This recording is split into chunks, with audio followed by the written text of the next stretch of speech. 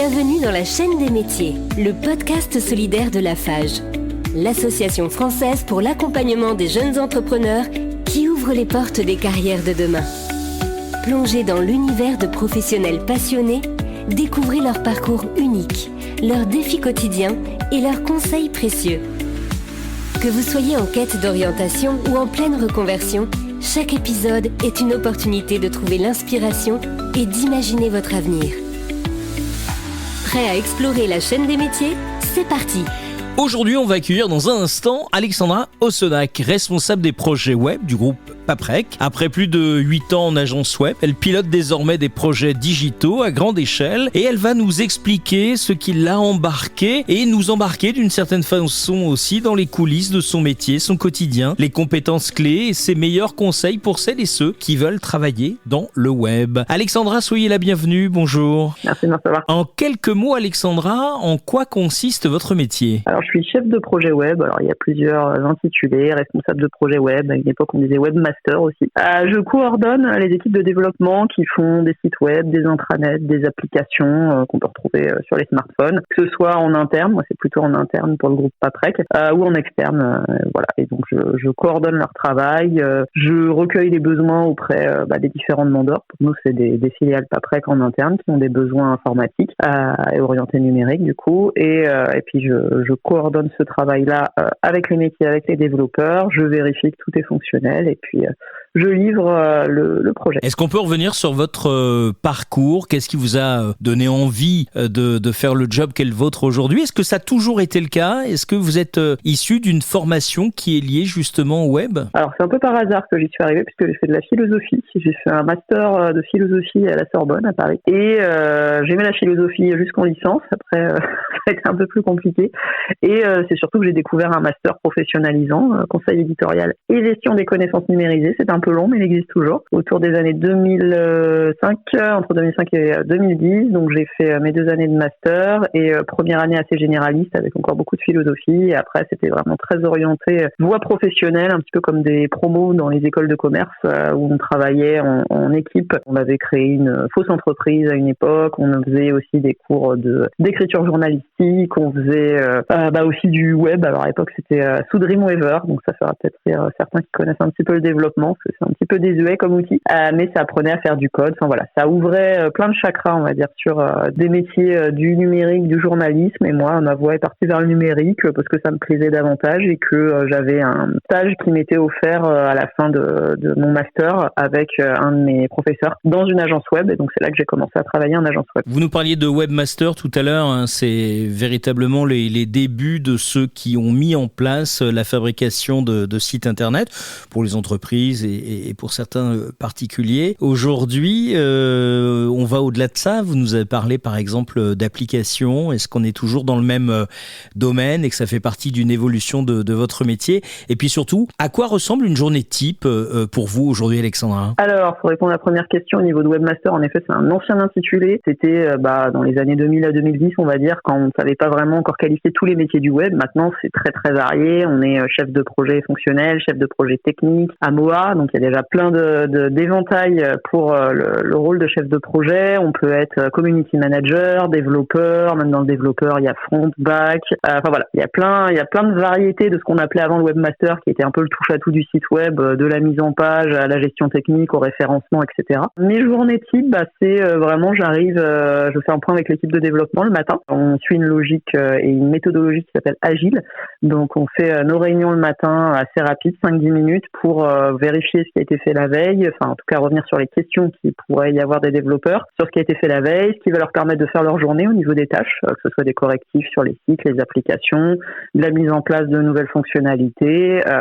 J'organise ensuite, je revois ma journée par rapport aux réunions que je dois faire, si c'est du recueil du besoin avec les métiers, si c'est de la présentation d'applications ou des tests de mon côté, des tests de ce qui a été fait. Enfin, c'est très varié et riche et c'est ça qui me plaît dans mon métier. Je m'ennuie pas. Alors du coup, j'ai presque envie de mêler 2 questions pour la suivante. C'est d'abord, aujourd'hui, en 2026, quelles sont les compétences et les qualités essentielles selon votre expérience ? Et puis, on peut parler aussi d'évolution de métier avec, et on en parle beaucoup évidemment, de l'intelligence artificielle. Depuis que vous avez commencé, on en est où aujourd'hui en 2026 sur l'évolution de votre métier, Alexandra? Alors, vous faites bien de parler de l'intelligence artificielle parce que je suis en plein dedans là. On est en train de travailler nous sous Copilote pour simplifier le travail de nos RH pour créer ce qu'on appelle chez Paprec des parcours d'intégration. Donc pour les nouvelles recrues, pendant 2 à 4 semaines, ils font un tour parmi les sites Paprec, dans les camions de collecte, etc. pour découvrir vraiment tous nos sites. Et on en a plus de 300 en France et ce travail était fait jusqu'ici sur fichier Excel par les RH avec une maintenabilité compliquée des données. Et donc là, l'idée,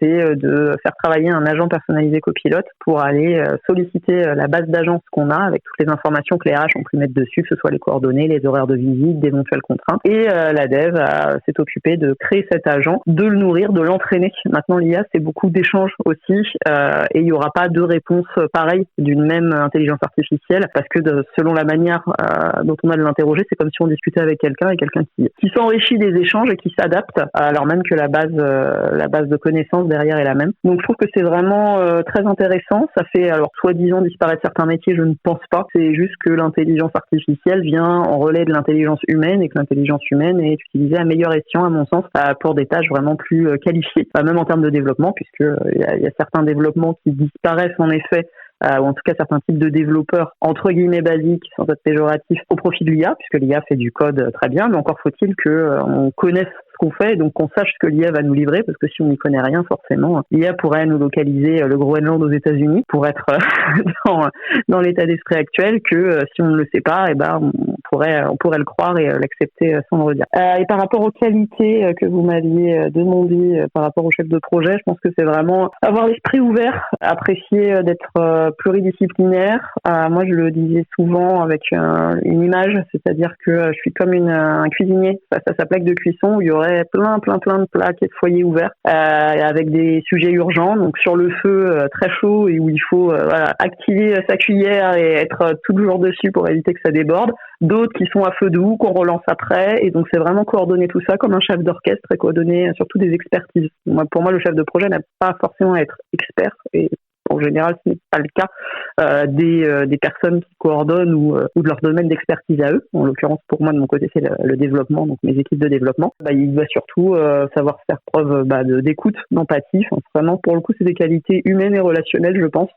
Autant avec les équipes de développement qu'avec les métiers, les demandeurs. On rappelle que le groupe Paprec, auquel vous appartenez, est une entreprise française majeure, spécialisée dans le recyclage, la gestion des déchets, mais aussi la production d'énergie verte. Quand on parle d'intelligence artificielle et par rapport à votre job qui est le vôtre, est-ce que vous êtes en capacité de fabriquer des outils d'intelligence artificielle? Est-ce que c'est aussi votre job, ça? Oui, c'est ça. Comme tout à l'heure, je parlais de cette partie parcours d'intégration pour les RH. C'est de la fabrication quelque part, en tout cas, du réusage de Copilote et de l'adaptation de la situation à Copilote. Et on a une équipe qui s'appelle le Paprec Lab qui s'occupe de toute une partie innovation numérique et qui crée ses propres outils d'IA, qui utilisent beaucoup et qui testent beaucoup aussi les outils en cours, puisque actuellement, c'est en pleine effervescence, mais il y a pas mal de choses à tester. Il y a des ordonnanceurs aussi qui sortent d'IA pour un petit peu comme des moteurs de recherche, comme l'a été Google à une époque pour la recherche sur le web. Il y a des ordonnanceurs qui nous permettent de trouver la meilleure IA la plus adaptée à notre recherche et c'est en plein essor et c'est hyper intéressant et c'est ça aussi que je trouve intéressant dans mon métier et notamment chez Paprec, c'est qu'on nous permet d'innover et d'aller partir sur des sujets comme ça qui sont très nouveaux. L'IA, moi l'an dernier j'en faisais pas sur Copilote, il y a 2 ans je faisais pas de Power Apps, c'est des applications, c'est une solution Microsoft, j'y suis maintenant dessus. Il y a 3 ans j'étais pas sous SharePoint. Enfin voilà, on part sur plusieurs sujets et moi c'est toujours ce qui me plaît dans cette logique de pluridisciplinaire. Le téléphone portable aujourd'hui, le téléphone est un véritable ordinateur. Dans votre travail, pour les particuliers, il y a des outils que vous mettez en place pour mieux gérer justement, puisque vous êtes des professionnels du recyclage par exemple, il y a des outils que vous fabriquez pour le grand public? Oui, on travaille aussi avec des partenaires là-dessus. On a pu travailler avec Recycling pour l'identification face à un contenant des meilleures solutions de tri Donc par exemple, je suis avec une canette, je la scanne et puis ça me dit dans quel bac je dois mettre. Alors ça peut paraître bateau pour une canette, et encore il y en a qui ne le savent pas toujours, mais pour des produits comme des piles ou autres, ça peut déjà plus aider, et surtout ça nous permet d'identifier où est le point de collecte le plus proche. Et entre autres solutions, nous en interne on a aussi des solutions de mobile embarqué pour optimiser les trajets de nos camions, pour qu'ils consomment le moins possible, pour que ce soit les trajets soient le plus rentables. Enfin voilà, je vous en passe, c'est des meilleurs. Moi je travaille pas sur ces sujets-là, mais c'est hyper intéressant. Pour conclure, Alexandra, quel a été le moment le plus marquant de votre carrière, ou une anecdote que vous souhaiteriez nous donner? Et enfin, des conseils que vous pourriez donner à un élève qui nous écoute, qui est au lycée, qui vous a écouté, qui a entendu un petit peu votre parcours, qui aurait envie de marcher sur vos pas. Est-ce que vous avez 2-3 conseils après nous avoir donné peut-être une anecdote ou un moment marquant de votre carrière? Alors un moment marquant de ma carrière, c'est peut-être justement le passage entre alors j'avais fait à peu près 10 ans en agence web avant, où j'étais dans une posture de service en fait aux entreprises pour faire leur site web, au passage chez Paprec, où je me disais que en agence web le rythme est assez intensif, on a beaucoup de clients, pour le coup le multi-projet là et la gestion de projet se ressent à plein, il faut vraiment avoir beaucoup de méthodologie pour pouvoir avancer et répondre aux appels d'offres, à la prospection, gérer les clients en cours, gérer les priorités en parallèle. Et donc je me disais qu'en arrivant chez Paprec, ce serait peut-être un peu plus calme et que ça me permettrait de me poser, d'aller plus en détail dans les projets. Alors je vais être plus en détail dans les projets, mais c'est pas du tout plus calme. C'est encore plus effervescent même je trouve, mais c'est d'autant plus stimulant. Et vraiment du coup j'aime mon métier aussi pour ce côté proactif. Alors, on peut dire de moi que je suis hyper active, donc peut-être qu'il faut un peu de ça aussi.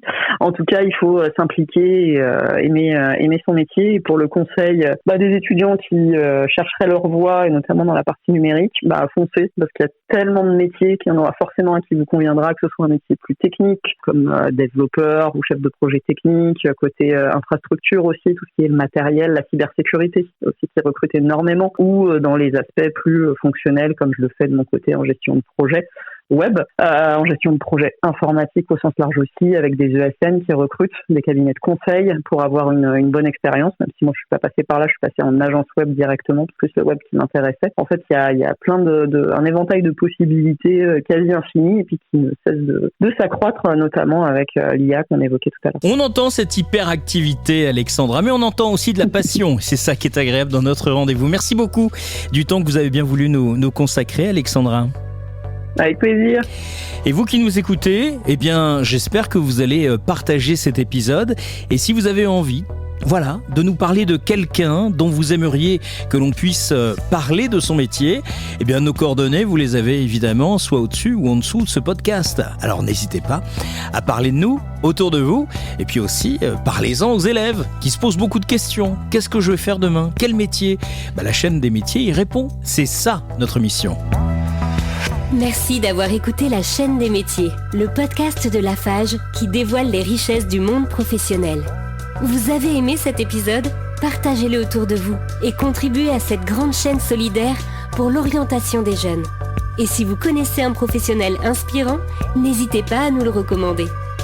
Retrouvez-nous sur l'ensemble des plateformes de podcast, réseaux sociaux et sur notre site www.afage.fr. pour découvrir d'autres épisodes et accéder à des ressources complémentaires. Ensemble, construisons un avenir où chacun trouve sa place. Lafage, c'est vous.